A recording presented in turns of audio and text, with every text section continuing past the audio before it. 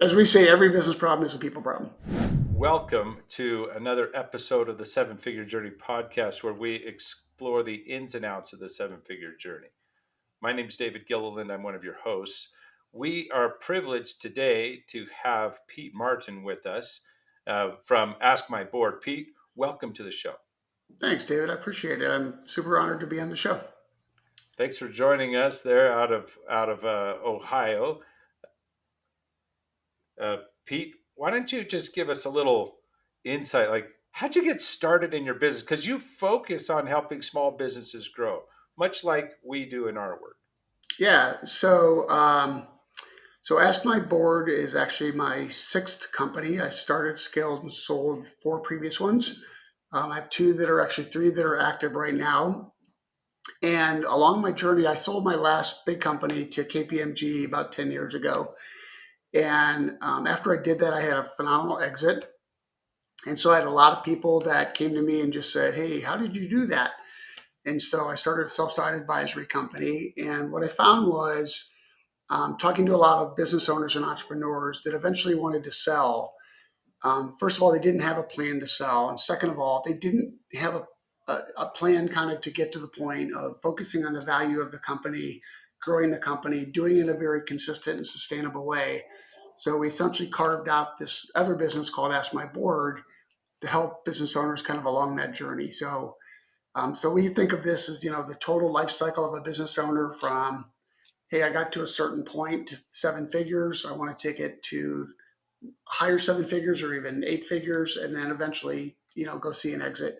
And that whole life cycle and that whole journey is where we help business owners. And so it really just was an outgrowth of having some very successful exits, talking to a lot of folks. I used to work in corporate America. I used to work for SAP as an executive.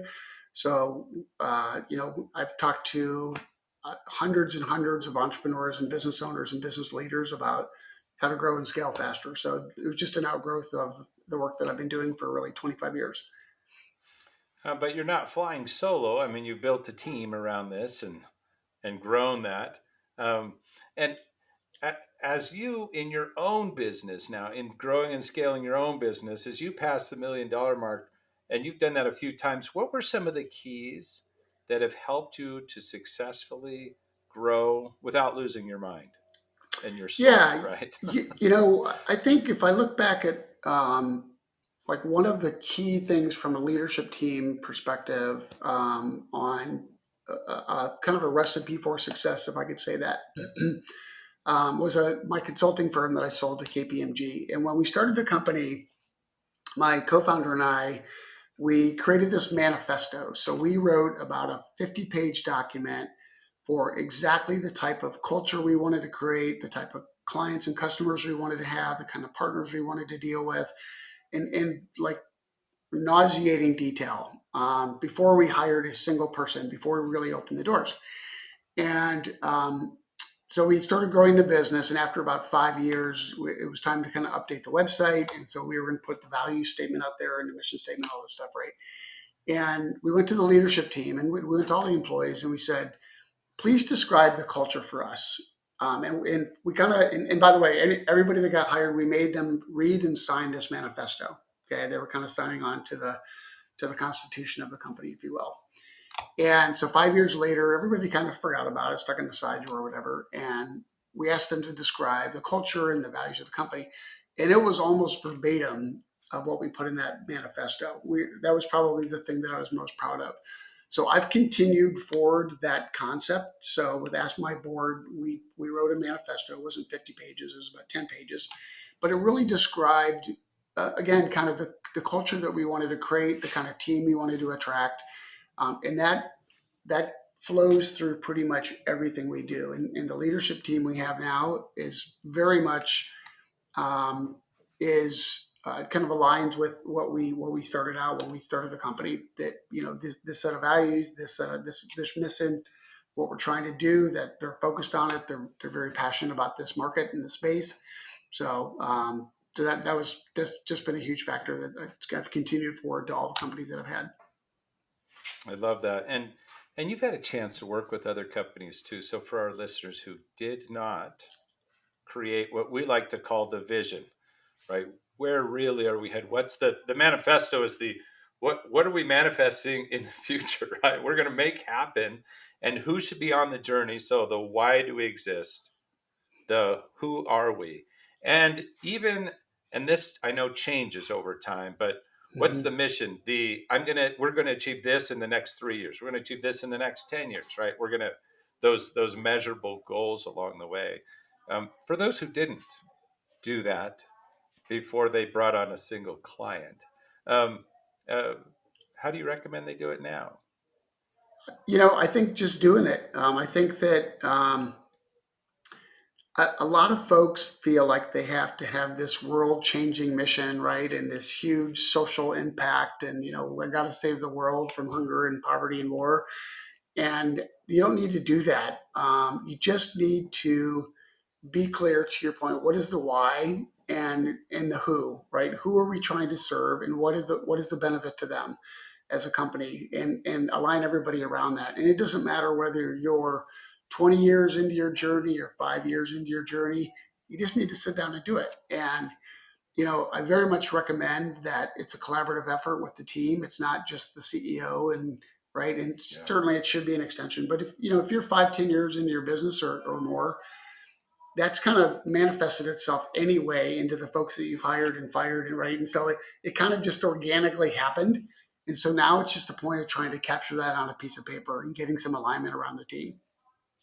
yeah. I love how you pointed out this idea of I mean, we use a different term. We call it co-creating, Yep. right? Like, if you're not co-creating the future with your team at this point, you're really missing out, right? Right. And that's such a huge, huge opportunity that they have. So you may think I missed it back when I started my company, but it's beautiful right now when you co-create it together. The kind of energy that comes from your team, Yeah. from saying, "Wow, this is my vision. It's ours." Like, exactly. Your fingerprints are all over it. Yep. You own it with us. Whether or not they have a single share in the company, it doesn't Right. matter. Um, Right. really great insight. Great insight. Now, what's funny is like everyone's, so many who are listeners saying, "Come on, Pete, it's that you couldn't have guessed ahead of time everything your customers needed and wanted." But that's not what your manifesto was about, was it? No, it was not. It was not. Um, it was a fairly general statement around we want to serve this kind of a client base, and we believe these are the intended benefits and the intended outcomes we're trying to bring to them. That absolutely the wording, like the actual messaging, changed a lot over time, and it continues to change as the world changes, right? Yeah. But what we didn't do is say, hey, this is what we're serving small business owners and how to grow faster today. We didn't, all of a sudden get into retail, right? We're selling coffee or whatever. So it did put some guardrails around what we were doing, right? And everything kind of in between, the roads that we took and the potholes that we, have crossed. That's all changed over time, and it continues to change. The world is just very different right now than it So the was things even that 10 years ago. So the things that didn't change, because you said, man, we looked at it years later and boy, it was still right there. The things that didn't change, it sounds like we're around who should we be playing, meaning our team. Yep, The kind of person we want on our team. that's These are the correct. things we want them to care about, aligned with us. Yep, exactly, exactly. Very, And if yeah, you do a really good job at who's on the bus, right? That team that you have, and you bring in really smart people that are resilient and gritty and want to figure stuff out, and they're curious. As the world changes, you don't really, as a leader, as a business owner and founder, you don't need to worry about it because you'll figure it out, right? If you have the right people on the bus. And yeah, if you hire somebody that is not curious, that doesn't want to learn, that can't change, all this other stuff, right? That's where you have the problems, right? And that's where the world's kind of going here, and you're going here, and you're not changing, and that's where you have issues. yeah. No, absolutely. Thank As you. as, as, as we say, every business problem is a people problem, right? Yeah. Yeah. Now, let just name off really quickly. You don't have to say the names of your companies, but the industries basically. So you had a consulting one. You've got a tech one. What are some of the others? Just throw them out. Yeah, so my very first business when I was 18 years old, I had a car leasing company back before anybody was leasing Great. cars. So that was Car one. leasing. Yeah, so Okay. the car leasing, we had a software company, a consulting company, a business process outsourcing company, and then essentially a value added reseller. So we were kind of reselling other products. Yeah. And now we've got sell side advisory and then this business growth company and my online voting company. So Okay. So across all of those industries, you say every problem's actually a people problem. it is. It is. Okay. Those are the lessons that have been learned. And you've studied hundreds of businesses and you've built and successfully scaled and sold half a dozen of those along the way. Um, so every problem, a people problem. I think there's a nugget for all of us to kind of hold on to. Thank you Yeah. so much for sharing, Pete.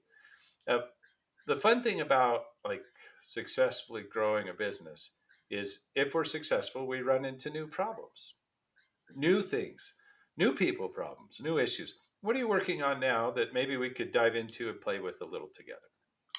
Yeah. So effectively, we're in the B2B space, right? So we sell to other businesses, and we've got kind of a software aspect of what we do and a consulting services piece of what we do. And um, AI is changing our company fundamentally in so many ways. One, because a lot of B2B companies, SaaS companies, and otherwise, they're spamming the crap out of everybody, whether it's LinkedIn or email or whatever. So it's a lot more difficult to get to business owners to break through all the noise. So there's lots and lots of noise. There is lots of folks who will say, use my AI tool of the day and you don't need to hire anybody else because that's going to solve all your problems. And there's just the pace of technology, the pace, the noise in the marketplace for all of us as business owners and founders is at an unprecedented level, in my opinion. And these are things that we're trying to figure out as a team. And as part of that, we're trying to figure out: do we have all the right folks? Do we have the right? Let's say, do we have the right VP of sales? But do we have the right sales leader to figure out what that journey is so we can reduce our acquisition cost, we can increase our loyalty, all that kind of stuff. So it's all of the noise in the marketplace that is forcing us to evaluate, our 3 year growth plans. Do we have the right team in place to reach our 3 year growth plans? Do we need to subtract people? Do we need to add people? Are we aligned? It's all that stuff. As part of that, we did 3 years worth of research of the fastest growing bootstrap companies in the country using the Inc. 5000 7 year database. And we spent 3 years studying them. And so we've created a growth program that we call boot scaling around the lessons from that. And we're really thinking about what is the delivery mechanism for that. Is it a course? Is it a mastermind? Like, and there's so many of these gurus that have courses and masterminds or whatever. And we're trying to come up with something that is unique and incredibly valuable for our customers and our clients. And so that's the thing that we're really kind of working on right now is thinking Okay. out the delivery mechanism for all of this really rich information and insights and lessons that we have. So you've got two main points. One is how do I reduce the cost of acquisition for my customers with so much noise in the market, and you specifically have to sell to CEOs and business owners who are bombarded. And number Yep, two is um, we've got the formula, but how does it need to be delivered so it actually brings about change correct. and and that is profitable enough that we can scale this and reach the audiences we want to, right? That's So it's exactly not a right. boutique consulting firm only. That's right. And I've been there, done that. I don't want to do that again. So if I don't have to. Pete, I think off the show, you and I should just hang out and chat a bunch because these are two issues we're playing with too. So instead of making this an advice, like advice column part of the podcast, why don't we do some back and forth? Yeah, do that. Because I think all of us have to think through this. First piece, there's always a fear of will I overreact or will I underprepare when a new technology is in play and messing with the market, right? Um, I mean, that's just real. So, like, we're employing AI right now to bring in business owners to talk with. And is it working? Sure. Yeah, we have a higher volume of business owners coming in, but they're coming in from sources that were different than our past sources. Right. Exactly. Same And with us. the reality is a business owner is going to work with somebody that they trust. And so the speed to develop that trust doesn't move at AI's speed. It's slower. And so Yep. you've got this crazy fast thing going over here, and over here there's a nurture that just takes time. And it's not a drip email nurture because CEOs will have nothing to do with Right. Exactly. it. Right. So we're experiencing some of this together, I'd say. Um, and then the question starts to be, okay, so how do we build trust? And let's play with that a little bit. What have been keys to building trust for you, Pete, for new customers or just in life in general? Yeah. It's really interesting. And this is a reality that we're seeing. And it's also what we found from some of our research. So, of these 324 companies we studied, one of them is a digital marketing company. And we spent a lot of time with the whole leadership team. And I asked their head of marketing, and I said, if you could only use one customer acquisition channel today, what would you use? This is a digital marketing company. And she said, events. And I said, whoa, whoa, whoa, hold on, what? Is that And awesome or what? right. And she said, because of the trust factor. And then she said, when we host these dinners, so they'll go to a city and they'll invite, whatever, 20 people, and five of those 20 will be current customers. And we have a dinner. She said, it establishes so much trust because customers are there. They can talk very openly about the relationship with the company, yada, yada, yada, right? And that's how they have accelerated building trust. And we're finding exactly the same thing, is that Yeah. kind of going back to the way we did business 10, 20 years ago, right? And person to person. It's not easy to scale that, but the you can accelerate deal cycles because the trust is built faster, right? Because you are having person to person conversations and interrelationships, and you can scale that to a degree, right? But Well, that's exactly what we're finding. and let's go back to 20 years ago. I used to be in a lead gen company, right? And what we would do is we were the AI of the day, meaning a dialer with numbers, right?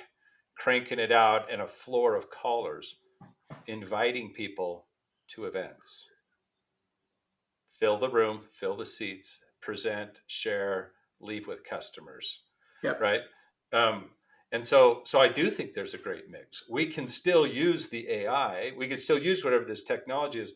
How do we flood the room with the right people? It actually does a great job. I'm so impressed with the quality of the, not just like here's your position or whatever, no, but even the, like, the heart, the the cultural connection and match of the right kind of customers that we can be drawing in using AI and social and how it all comes together and seeing and tracking to just target those people.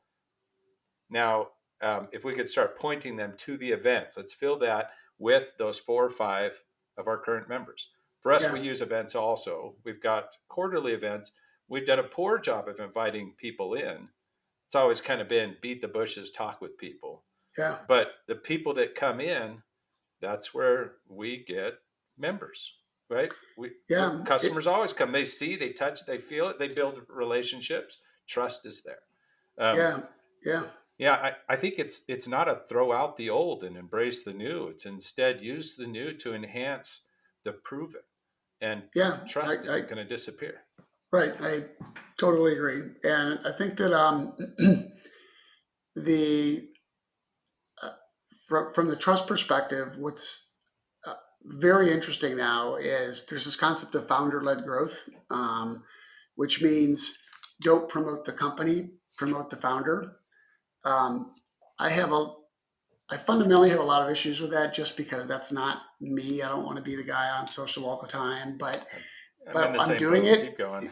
and but I'm kind of being forced to do it. And what I'm finding is if you look at like LinkedIn, any social channel, right, YouTube, whatever, and you look at the engagement of the founder, the person on the front versus like the company page, whatever, it's like 20 to 1, right? Nobody follows Easy. our company Yeah. pages. And I reject everybody that sends me their company page to follow. I don't take it. But I will accept the people. It's really interesting. And I found them myself Yeah. doing it. And I think that goes back to your early point about the trust is that we fundamentally don't trust companies or advertising anymore as much as we used to.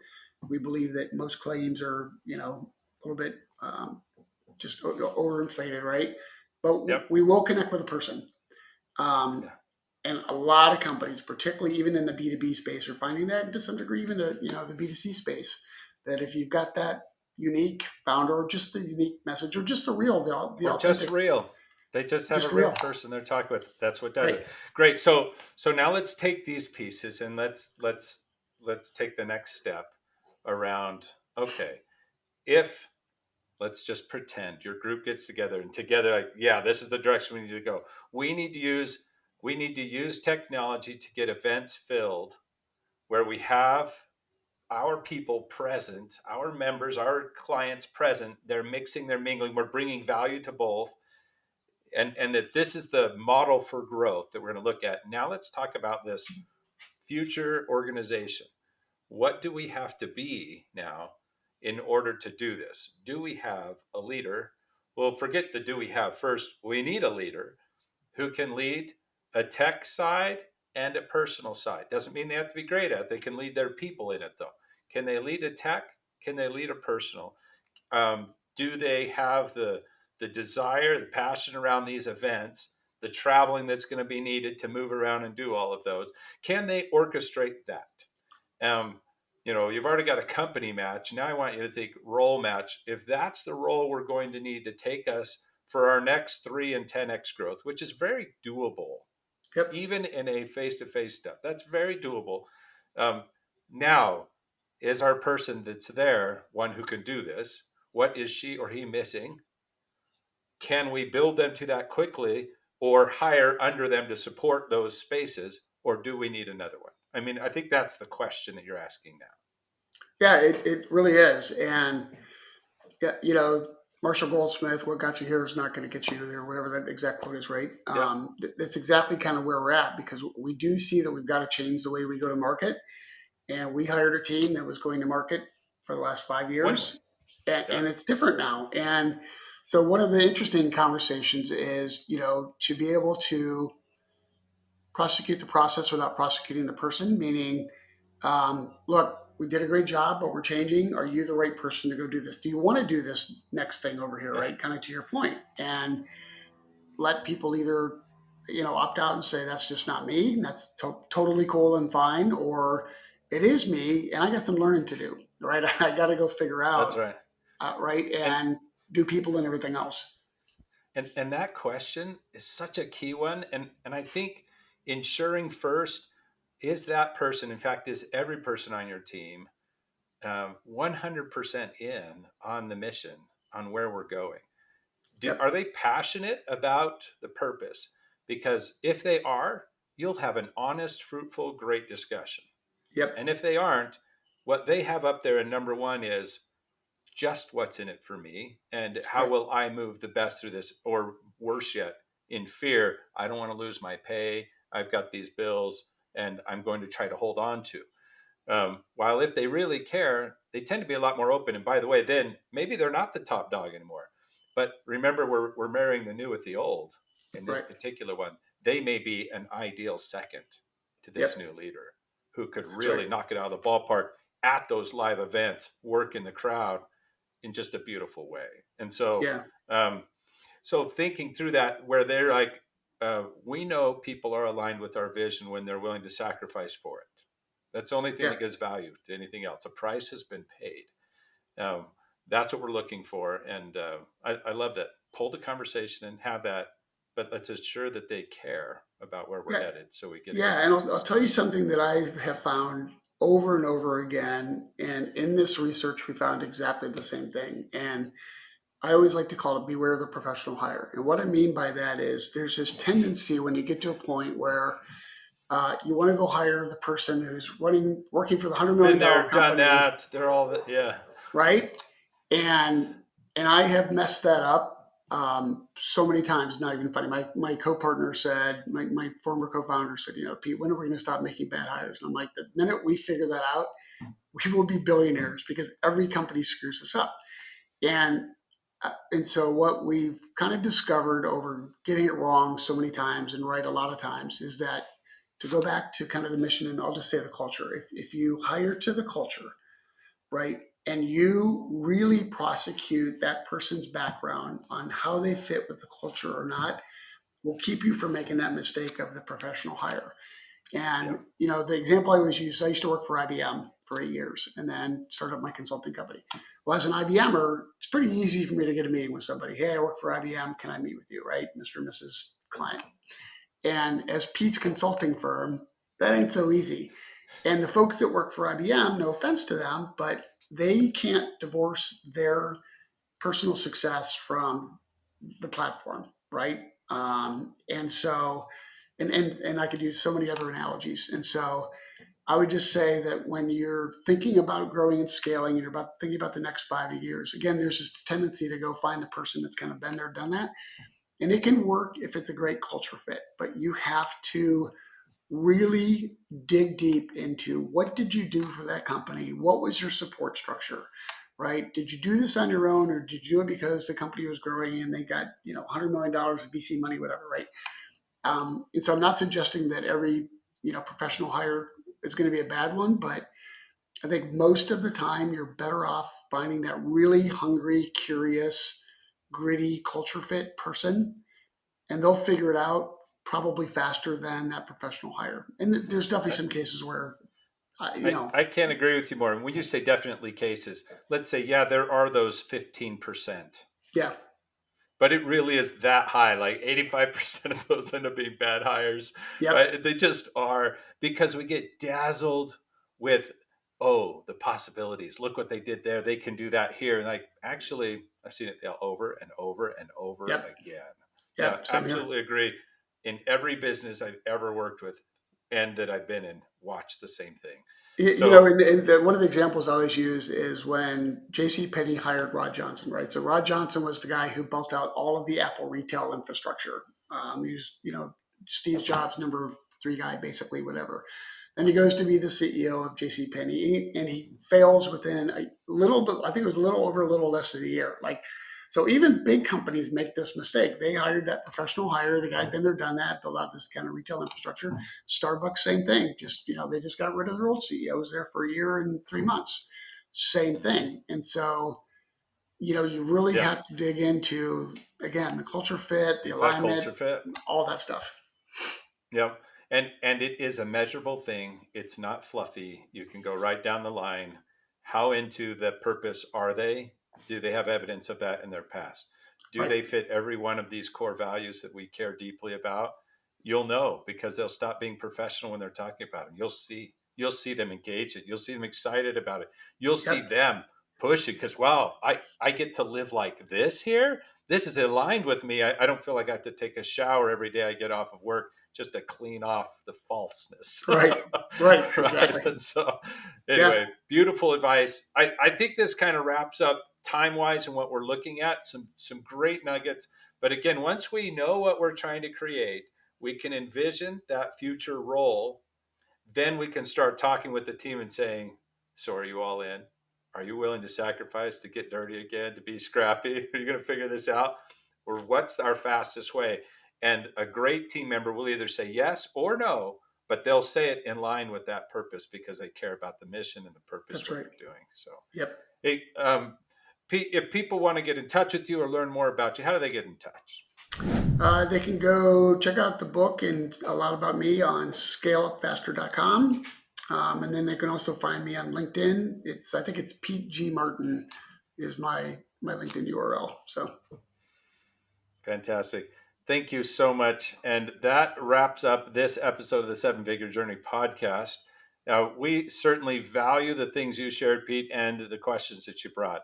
For those who are listening, please like, share, do what's necessary to get to other seven-figure business owners if you found value in this show as well. Uh, keep learning, keep striving, keep growing, and keep caring. Until next time.